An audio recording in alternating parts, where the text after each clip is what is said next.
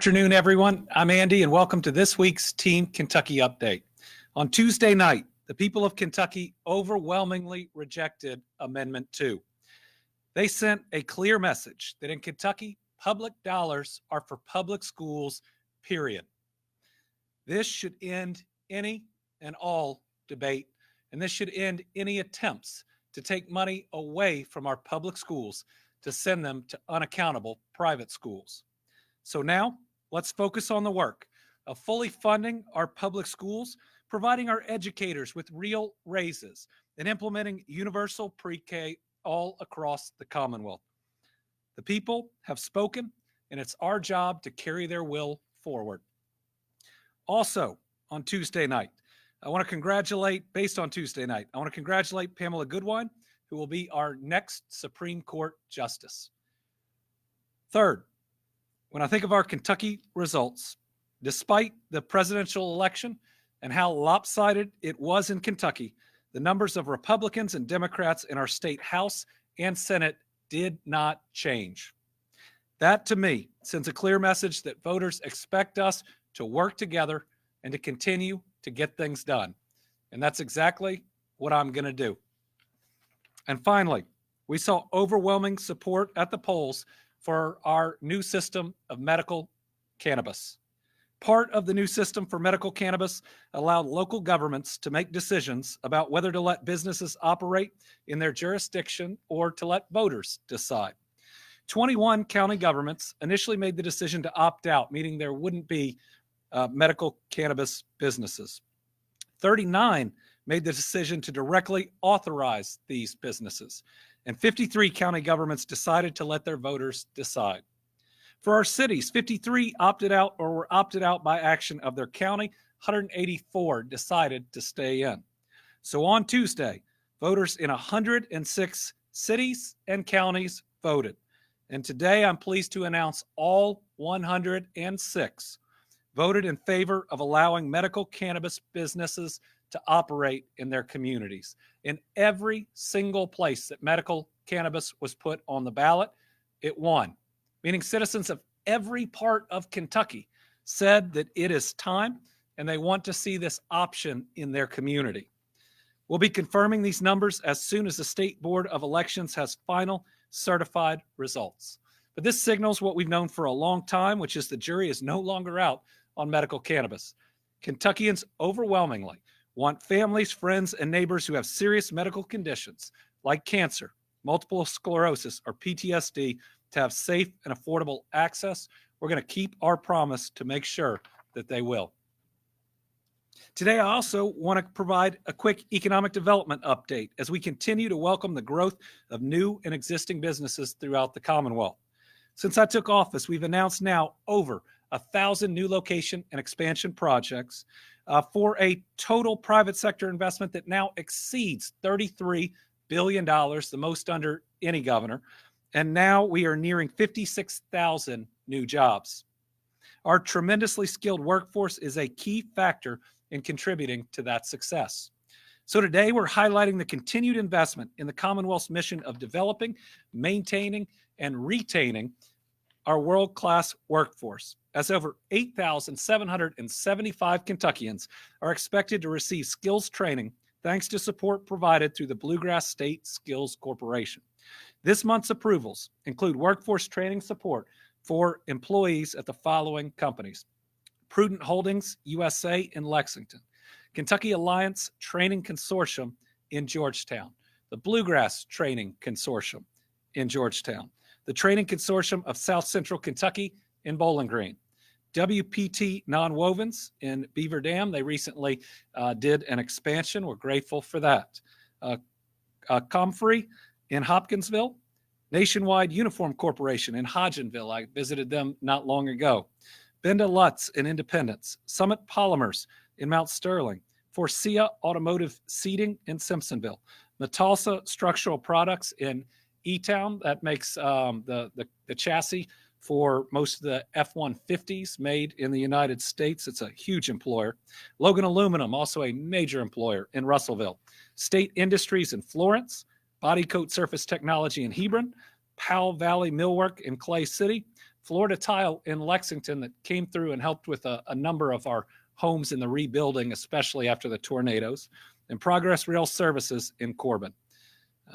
Equipping our workforce with the tools they need to thrive is a huge part of our mission to build a better Kentucky, and we're making great progress thanks to this important support through the Bluegrass State Skills Corporation.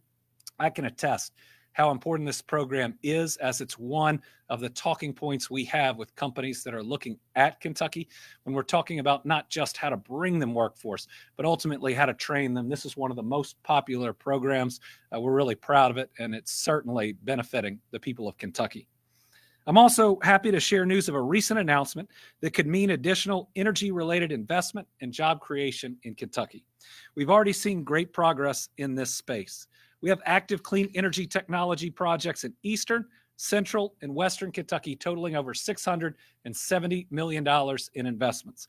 And that is before the nearly $1.4 billion that's available to Eastern Kentucky Power to add new energy, as well as to make sure that we have the green renewable energy portfolio that so many companies are demanding. Those are all in addition to the 27 EV-related announcements totaling $11.7 billion and more than 10,280 full-time jobs. So we're building on that success. So the U.S. Department of Energy recently announced $428 million in funding for 14 projects to support domestic clean energy manufacturing throughout the country. One of those projects is from Anthro Energy, which is a California-based business that's considering a new location in Louisville. The project was selected for a nearly $25 million grant to establish the first large-scale U.S.-owned and operated advanced electrolyte production facility. The technology is used in lithium-ion battery cells for electric vehicles, defense applications, and consumer electronics. This is a project that would bring 115 good jobs to our state, but it's important to note that while it is good news, it's the beginning of a process. The selection for DOE funding is just the first step. We're continuing to work with the company to work towards making this project a reality, but we're grateful for the Department of Energy in providing this grant. We want to thank the leaders at Anthro Energy for considering the Commonwealth. Next up, we received some good news from the Delta Regional Authority in late October. The Delta Regional Authority serves the lower Mississippi Delta region of the United States, which includes 21 counties in western Kentucky. I'm proud to serve as the governor chair of the DRA, just like I was proud to serve in the same role for the Appalachian Regional Commission last year. Late last month, the DRA announced that over $1.9 million in funds was coming to western Kentucky. These will go towards 6 projects. The projects include $509,000 for the Murray-Callaway Industrial Authority. They're building a training center to support our people in areas impacted by the tornadoes, helping them land jobs in skilled trades. We have a video from Mark Manning, Director of the Industrial Authority. Hello, I'm Ben Weithman, Executive Director of the Henderson County Riverport in Henderson, Kentucky. I'm pleased to share with you our recent Delta Regional Authority grant award of $150,000 for new freight handling equipment. This was made possible through the Green River Area Development District, who wrote the grant, and Governor Beshear's office. With this grant, we will be able to replace units that have reached their end of life with new, more fuel-efficient, lower emissions, and safer equipment. This will allow our Riverport to more efficiently handle our local and regional partners' freight that comes to us via barge, rail, and truck. We are grateful to Governor Beshear for his commitment to Kentucky Riverports, recognizing the important role our ports play in providing our partners the ability to access national and international markets for both the purchase of raw materials needed in the manufacturing process and the ability to ship their finished goods worldwide. Maintaining the economic viability of our riverports is a key piece in our economic development efforts. In this Henderson as opposed to Murray. Okay, so that video was actually from Henderson, which received $150,000 to support the Riverport, which means the video makes more sense with that context. That was Ben Weithman, Director of the Riverport. So now if we have it, okay, we do not have the video from Mark Manning with us, but congratulations on $509,000 going to the Murray-Callaway Industrial Authority. In total, this represents nearly $2 million investment from the DRA. Okay, this Monday is a very important day. It is Veterans Day. In Kentucky, we believe that honoring the heroes who bravely served our country and our Commonwealth is a sacred duty. Our military veterans represent the best of Team Kentucky and of the United States of America, and we are working hard to support them. The Kentucky Department of Veterans Affairs is currently serving 40,000 veterans, distributing $48 million in benefits each month. And we have a total of 77,000 veterans receiving $1.4 billion in compensation and pensions each year. And for our military families, in fiscal year 2025 alone, the department's issued 421 tuition waivers to spouses and dependents, totaling over $13 million in college education scholarships. Do we have a video on that? Okay. I think we've got a video talking about the important work of those scholarships. Hi, I'm LaShonda, and I'm a Kentucky National Guard Tuition Award recipient. My name is Caleb Thornhill, and I am a Kentucky National Guard Tuition Award recipient. Because of the Kentucky Lottery, I was able to graduate from University of Louisville debt-free. I was fortunate to have a way for school to be paid for. I was fortunate enough to be able to give my daughter the life that she deserves. I was fortunate to get my degree in a timely manner. Without the National Guard Tuition Award, I probably would not be in school because of finances and the difficulty of trying to pay tuition. Because of the Kentucky Lottery, I was able to join the military. This all came together, gave me the opportunity I really needed. So that is the Kentucky Lottery-funded National Guard Tuition Award Program, which is allowing more of our Guard members to receive an education. And that is on top of the 421 tuition waivers with over $13 million in college education scholarships for our military families.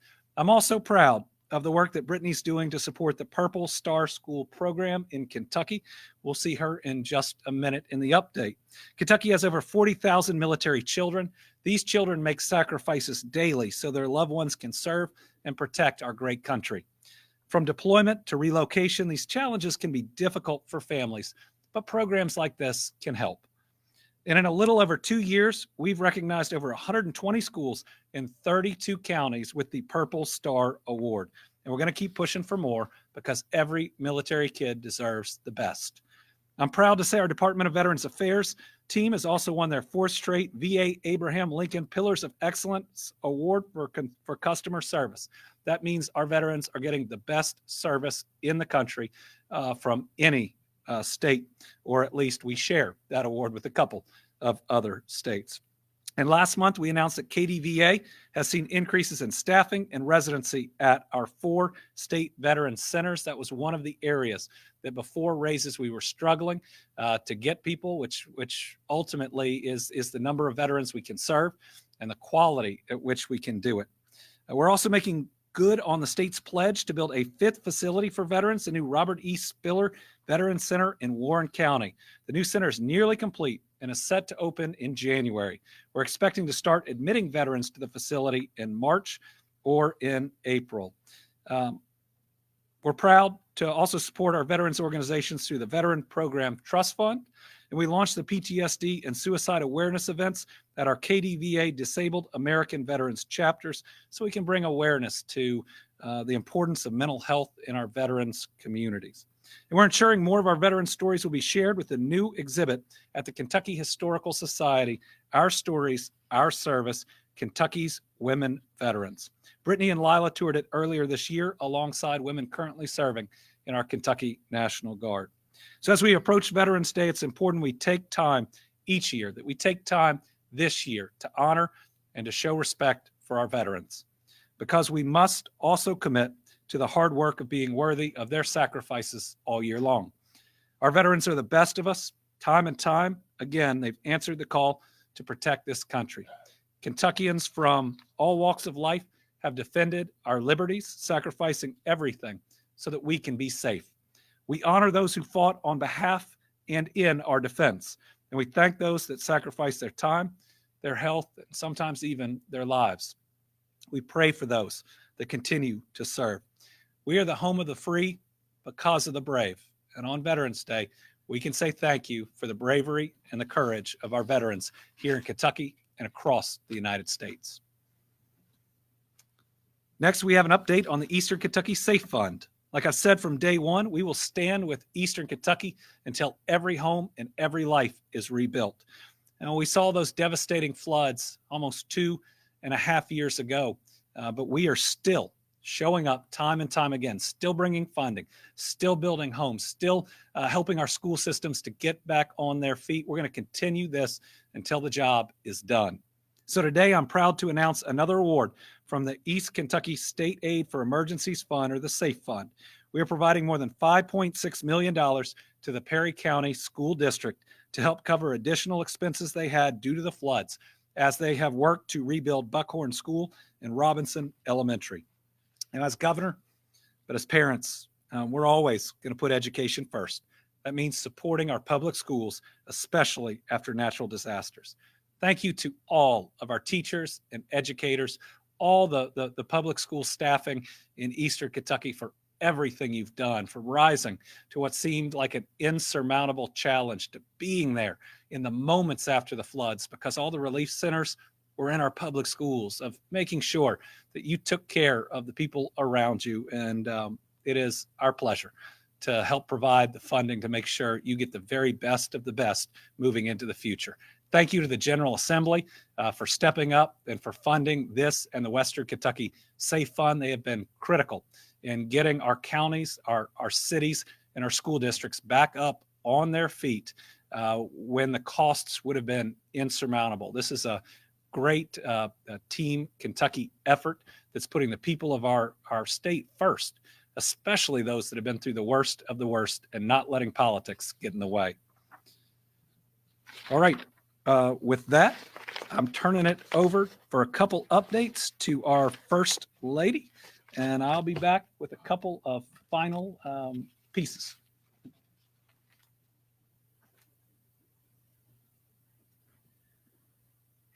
All right. Hi, everyone. I want to remind Kentuckians that enrollment is now open for healthcare coverage through our state-based marketplace, Connect. This means if you don't have health coverage through your employer or through Medicaid or Kentucky Children's Health Insurance Program, known as KCHIP, Medicare, or TRICARE, then you can enroll in a plan today through Connect. The deadline to enroll is January 15th. Do not delay. If you have questions, we have a team of connectors and insurance agents who are here to help at no cost. They will guide you through the process of finding quality, affordable health coverage that is the best fit for you and your family.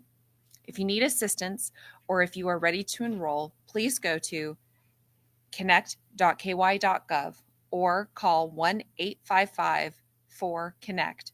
That's 1-855-459-6328. Kentuckians who enroll in a plan by midnight on December 15th can get a full year of coverage that starts January 1st, 2025.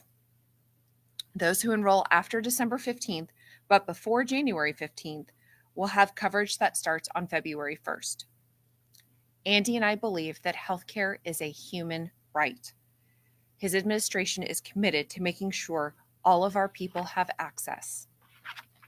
This is really important to me, not only as First Lady, as a mom, and as a human being. You do not know what might happen. You do not know when that healthcare coverage could save your life. Together, we can make sure everyone has the care and the support that they need. Also, I want to give an update on the Team Kentucky Gallery. We are accepting submissions for this spring's exhibit, which will run from January to June. This art exhibit celebrates our Commonwealth and is located right here in our capital. Andy and I would like to encourage artists and photographers from across Kentucky to submit their work for consideration. Submissions are due by Friday, December 13th. Works will be chosen for the gallery by December 18th. Selected artists and photographers will be notified. There's no specific theme this time around. Instead, we hope that Kentuckians will use their creativity and imagination to express what makes this state special to them. You can submit digital copies of your work through the application on the gallery's website. which you can see on the screen. That's governor.ky.gov/gallery. The application page also includes submission requirements and guidelines, so please take a look at those before you send in your submission. The Team Kentucky Gallery lets us showcase the incredible talent we have right here in our Commonwealth. Andy and I know that Kentucky's arts and humanities industry has a huge influence on our state, generating more than $6.5 billion with a B in economic impact, enriching our culture, our education, and our tourism. In each Team Kentucky Gallery exhibition, we have seen amazing new perspectives on what brings Kentuckians together, from the natural beauty of our state to our shared values and our resilience. We can't wait to see what the next batch of artwork brings. That's it. Thank you. Today, I also want to talk about a new opportunity for our cities and counties, one that will mean better, safer infrastructure for all Kentuckians. The County City Bridge Improvement Program is a new program that the legislature authorized in the 2024 session. Folks, we can build the best state highways in the nation, and we're doing that, but we need the best local roads and bridges to connect our communities to them. That's why I'm proud this bridge program will dedicate $25 million each year in the 2025 and 2026 fiscal years to address bridges that are closed or have posted traffic limitations. This funding will repair or replace bridges linking local communities to the rest of the state so all Kentuckians can get to work, school, hospitals, and everywhere they need to be safely and efficiently. And now's the time for cities and counties to apply. The Phase 1 funding deadline for the 2025 fiscal year is December 13th, which allows time for the submitted projects to be reviewed and evaluated for a first round of awards. Applications for Phase 2 funding will begin December 16th and conclude at the end of February, and a third round will take place March through May. For county and city officials who have a bridge that is closed or has posted traffic limitations, you need to complete the Local Bridges 101 training by contacting your Chief District Engineer's office in your local highway district. Your highway district office will assist with necessary recommendations as you make plans for repair and/or replacement of the bridge. This is just one more example of how we're trying to build a better future here in Kentucky. Since 2020, my administration has invested billions into vital transportation projects across the Commonwealth to strengthen our economy. With programs like this, we're going to get even stronger.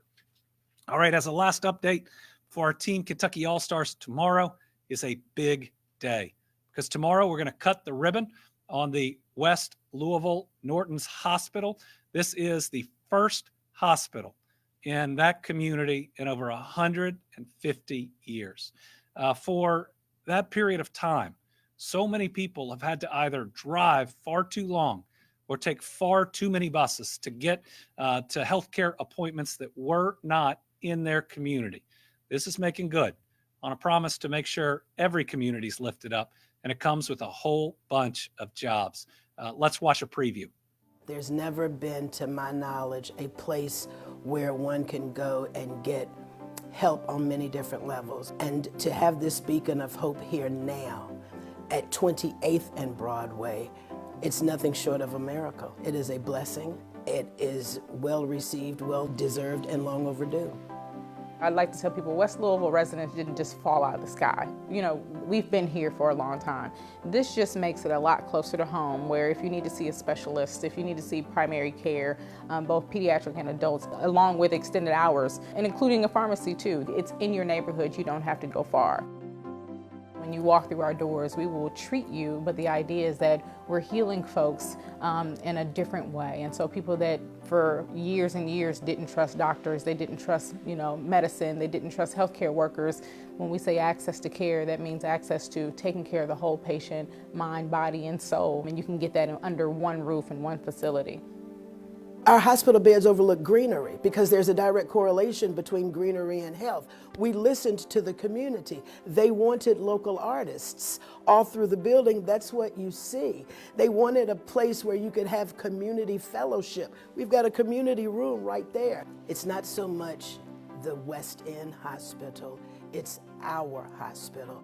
We have approximately 400 jobs for West Louisville Hospital. Good paying jobs, good opportunities, not just doctors and nurses. We literally hired within the community. And so as we get through, a beautiful ribbon cutting and celebrate with the community, when we see first patient here on 11/11, the amount of joy and the sense of pride is just kind of like, yes, we really did this. It's here. We're here to stay.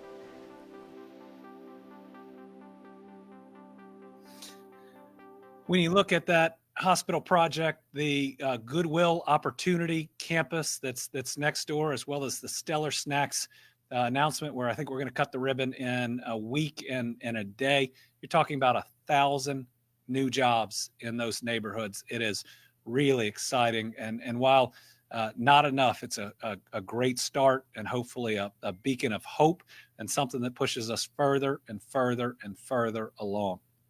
Now to this week's Team Kentucky All-Stars. First, I want to remind everyone about what being a Team Kentucky All-Star is all about. This is a time we take to spread some kindness by recognizing someone's hard work or talent. This week, we have to recognize all the poll workers who volunteered. They help everyone know where to go at each polling location and how to make their voices heard. They help all of us to exercise the bedrock of our democracy. Let's all give them a big thank you, and a big thank you to all of our poll workers throughout Kentucky. These folks are the heroes of democracy, volunteering their time to help provide a free and fair election for all of us. And let's keep the kindness going. I encourage each of you this week to take time to say thank you to somebody important in your life, or someone who is helping you and your family. Remember, every act of kindness has an amazing and huge impact on the person you direct it at, but it also has a major impact on you. Being kind helps each of us to not only feel better, but it lifts up somebody, and you never know when they're in that tough moment. It doesn't take a lot of effort. Maybe we don't do it enough each day, but just a compliment or doing something nice for somebody around you makes you a Team Kentucky All-Star as well. Remember, life's short, so do good things and be kind to each other. With that, we'll open it up to questions. We have 3 journalists, 2 in the room and 1 on the line. We'll start with Tom Latek. Thank you, Governor, and good afternoon. Donald Trump has made no secret of the fact he's not really big on alternative energy sources, EV vehicles, that kind of thing. Do you think that a new Trump administration is going to hurt Kentucky, who has a lot of investment going on the EV especially? So the question is about the new Trump administration, maybe statements or claim policies about energy projects or EV projects. Well, I started my day in Ohio today, speaking to their Chamber of Commerce in Columbus. They have I think, $20 billion project funded by the CHIPS and Sciences Act, at least in part. Here in Kentucky, we have over $11 billion in EV projects with 10,000 jobs. Both of these states voted for former President Trump. And both of our states have a large Republican congressional delegation. And both of our states are about to have senators, or do have senators from that party. This is going to be the test for our federal delegation of being a part of Team Kentucky first, before being a part of any political party. There are 10,000 jobs on the line here in Kentucky. And it's my hope that not just every member of our delegation will step up to ensure they continue in the future, but that also the new Trump administration sees that they are jobs, helping out working people. Many of these are really good jobs that you don't have to have a college degree for, and that you can raise a family, own a home. These are jobs that bring dignity, where you can better the lives of the families around you. And so they'll have transition.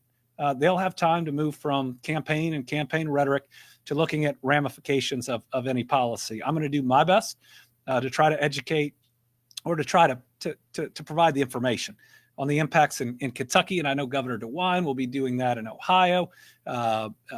New Governor Braun in Indiana, there are a lot of jobs there. So my hope is that if this incoming administration is going to really focus on the economy and jobs, like former President Trump has talked about, he'll see the importance of these projects. Carolina. Governor, I have two today. Overall, what are your thoughts on the outcome of the presidential race? And then turning to 2028, your name is already part of some very early conversations out there. Would you be considering presidential run? Well, first question is about Tuesday's presidential election. Vice President Harris put together a good campaign in a short amount of time.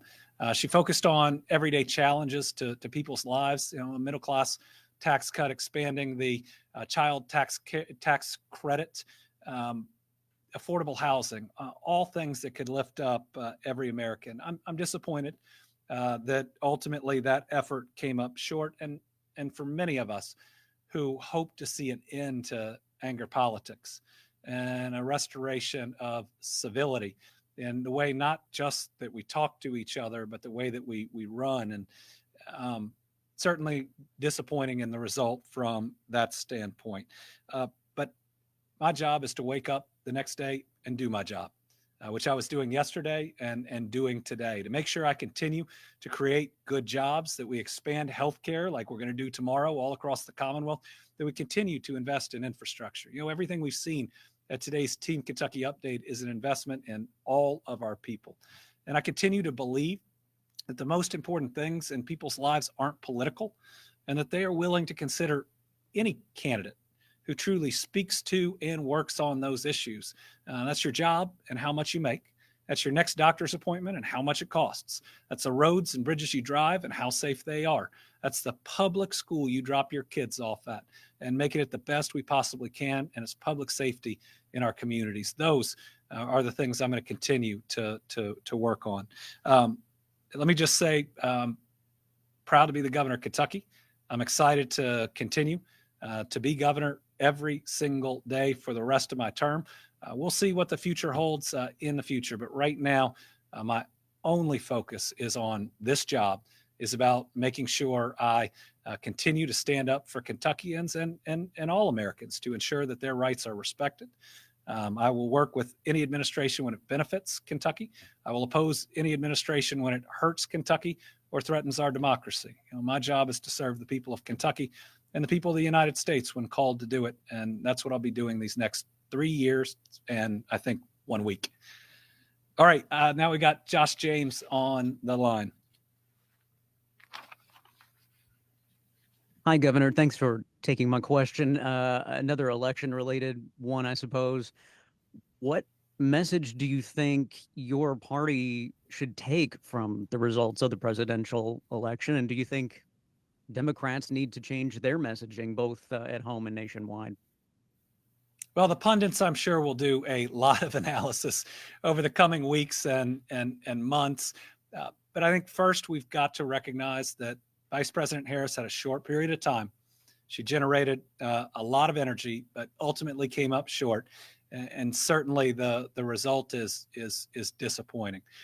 Where I am is where I was before the election. It's how I run, but how I try to govern is about finding common ground and then using common sense approaches to move forward in that common ground.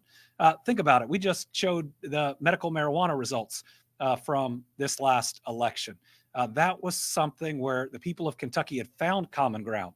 And ultimately, I had to work with and move a Republican supermajority that said it never happened while I'm governor. And guess what? It passed. It's up and running, and every single place it was on the ballot supported it. Look at what we've done in terms of job creation. A Republican supermajority and a governor, and a governor of a different party have set every record in every aspect in what we're doing and where we're going. The people of this state, let me start, despite a massive win by President Trump here, elected the same number of Democrats and Republicans to the House, the State House, and the State Senate. That's only, I think, the case in a couple of states, even across the United States. What they're saying is they want us to get things done. And I think voters are less ideological than many try to put in the analysis. I think they're more focused on who will get things done, who will find common ground, and ultimately who will work for them and those everyday needs that they're facing. And again, not to belabor it, but that's your job, and whether it pays enough to support your family. That's your next doctor's appointment, not just for yourself, but your parents and your kids. It's the roads and bridges that we drive on every day. It's the public school we drop our kids off at, and it's public safety in our communities. When we focus on those things, we don't move a state or a country to the right or the left. We move it forward for everyone. And in this country, the need to come back together, to find that common ground, and to stop worrying about left or right, but how about all marching forward together? Sounds pretty good to me, and I'm pretty proud of how we've been able to do that these last several years in Kentucky.